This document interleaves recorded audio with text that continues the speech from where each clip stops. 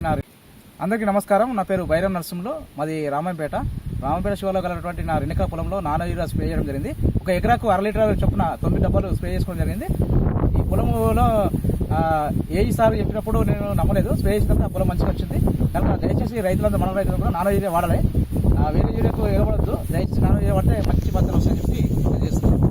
చెప్పండి. నా పేరు మల్లయ్య, మాది బయ్యారం విలేజ్.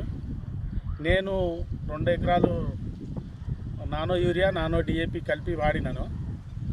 నేను ఇటువంటి ఫెర్టిలైజర్ కూడా ఇంకా వేయలేదు.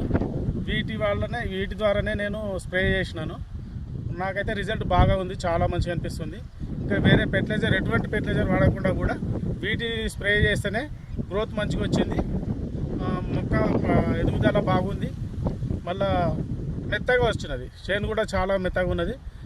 మిగతా రైతులందరూ వాడి ఈ యూరియా లైన్లు కట్టి నిలబడి చేసే కన్నా ఈ నానో యూరియా వాడి మనకు పెట్టుబడి కూడా చాలా తక్కువ అవుతున్నది. దీన్ని వాడి మనం అందరం రైతులు మంచిగా వాడుకోవచ్చని నేను తెలుపుతున్నాను.